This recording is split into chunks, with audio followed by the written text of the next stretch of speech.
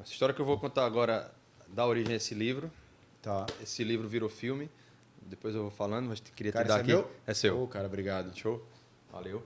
E, bom, se vocês voltarem aqui um pouco no episódio, vão ver que a Menil ela nasce em 2013. Sim. E eu tenho um recorte, se a gente depois quiser pesquisar, tem até no meu Instagram, no dia 25 de outubro. Pessoal, o Instagram do Marcos eu tenho anotado aqui, já Isso. vou deixar aqui. Para você que quer conhecer a história dele, para você que necessita de acompanhamento empresarial, tem interesse em saber um pouco mais sobre o Equity Club, o Instagram do Marcos é o @MarcosVarandas. Ele Isso. também tem o LinkedIn, que é o Marcos Varandas Filho. Isso, Marcos com U. Marcos com U, tá? Isso, boa. Então, e aí, se tiver curiosidade de ir lá buscar, vai ver que eu fiz uma postagem lá no dia 23 de outubro, ou 22 de outubro de 2013, convidando os empresários de restaurantes para um evento onde eu iria lançar a Menil. Sendo que no dia 25 de outubro de 2013, ou seja, no mesmo dia do evento, meu filho estava se operando de um tumor cerebral, o que a gente tinha descoberto 2 dias antes. Ou seja, no dia que estava nascendo o projeto que deu origem a tudo que a gente conversou aqui agora, poderia estar perdendo meu filho, que graças a Deus não aconteceu. Mas esse tumor cerebral que foi descoberto 2 dias antes, de maneira repentina, a gente teve que fazer a cirurgia com urgência. Era um tumor de 4 centímetros, tumor grande, estava alojado perto do cerebelo.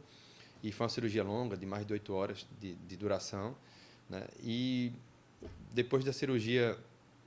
né? E nessa época, Iana, minha esposa, estava grávida do nosso terceiro filho, Davi. Então, além de estar com o Gabriel nessa situação, o nosso terceiro filho, que estava para nascer, estava na barriga, né, de Iana.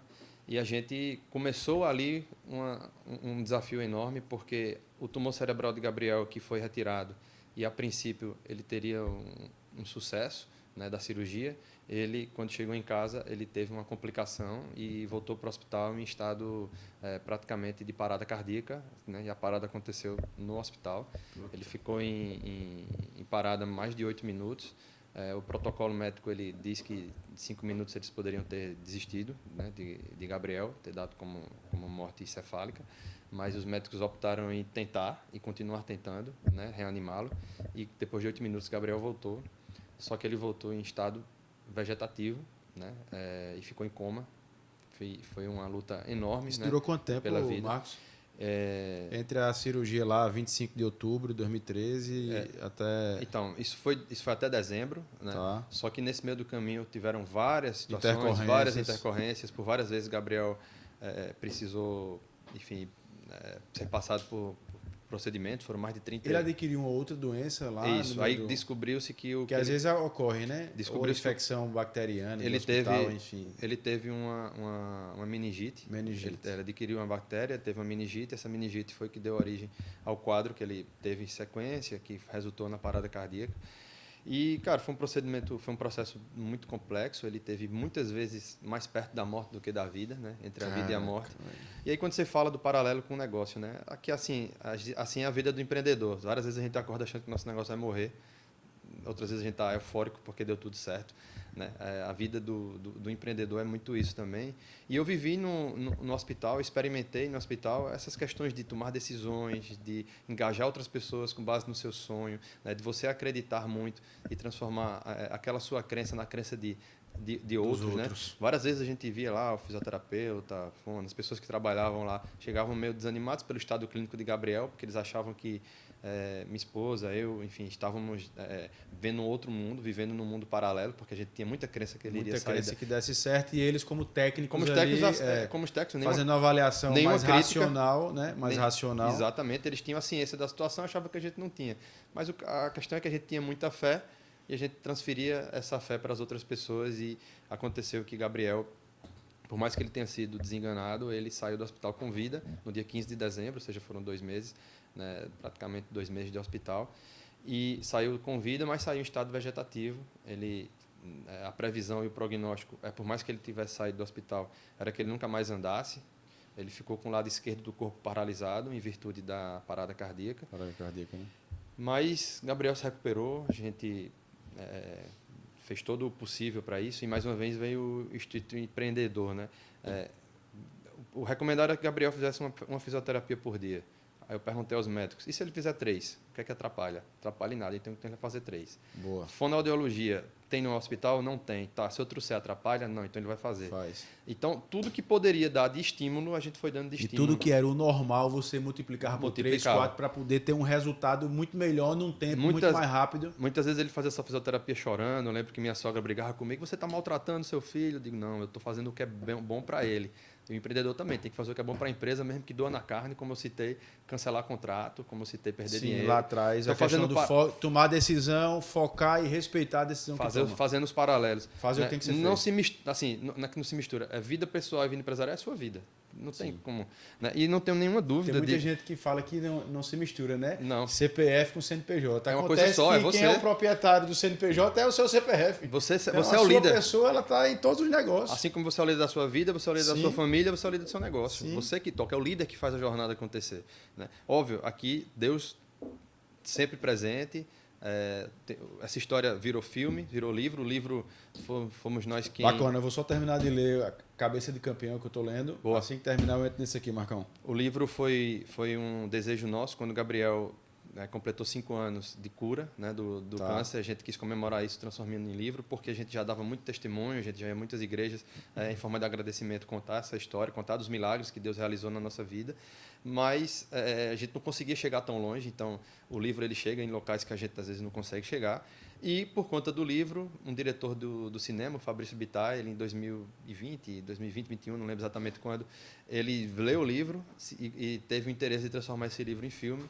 O filme foi lançado agora em 2024, é o Inexplicável. Ele foi lançado nos cinemas, agora ele já está nas plataformas de streaming, está na Amazon Prime, está na Claro, está em algumas outras, em formato de aluguel, né? E acredito que mais em alguns meses ele vai estar em algum streaming gratuitamente para a população.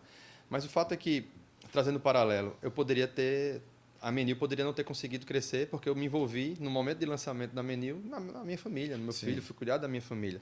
Foi um processo que dura aproximadamente 1 ano, esse processo de recuperação, até a gente ter a visão de que Gabriel estava realmente bem, andando, se movimentando. A segurança, né? Tá com a segurança. A segurança, porque, cara, nesse momento aqui de hospital, de você ter que liderar, de você ter que transferir a fé que você e sua esposa tinham na recuperação de Gabriel para outras pessoas, os médicos, os enfermeiros, etc. A insegurança, cara, como é que você tratou isso dentro de você?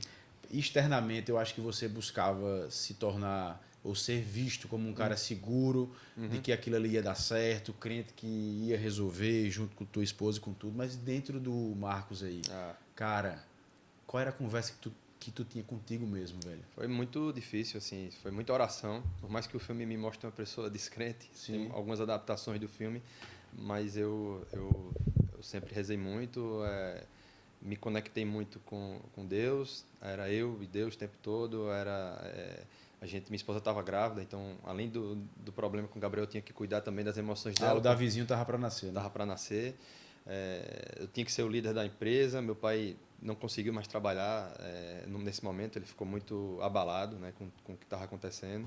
Então, eu precisei seguir com o processo de contratação na empresa, eu precisei seguir com os negócios, ao mesmo tempo que eu seguia com a empresa.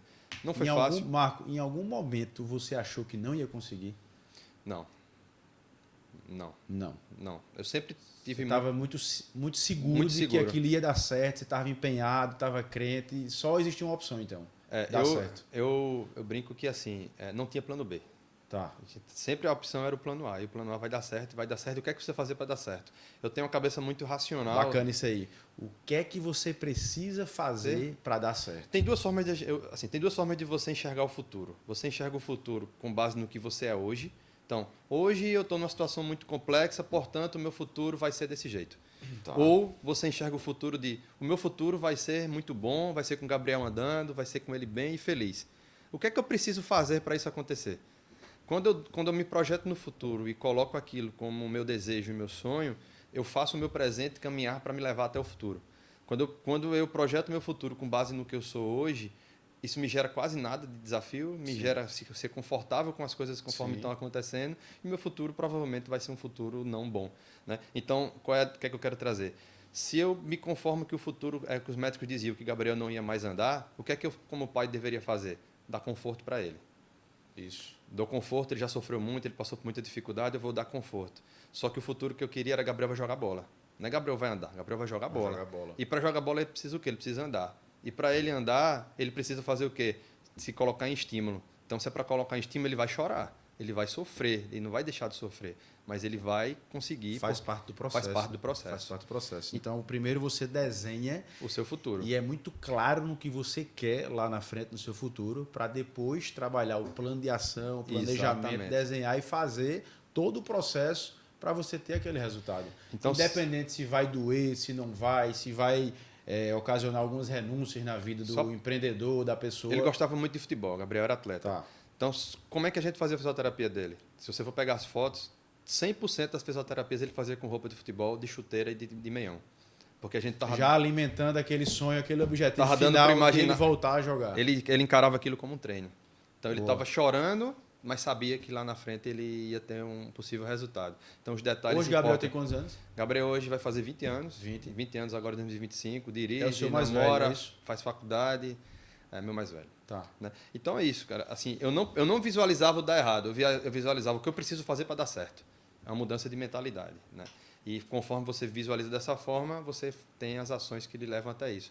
E aí, só para fechar esse tópico, eu gosto muito de fazer esse paralelo com a empresa.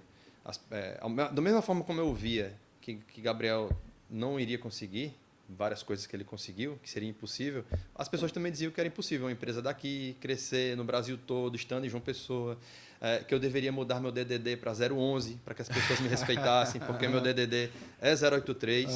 E nunca deixou de ser, né, Nunca Marcos? deixou de ser. Bacana. Até hoje e as pessoas sempre me respeitaram pelo que eu sou, pelo que eu construo e pelo que a gente consegue entregar de valor. Então, não importa o que os outros vão dizer contra. O que importa é que você precisa projetar o seu futuro e fazer ele acontecer.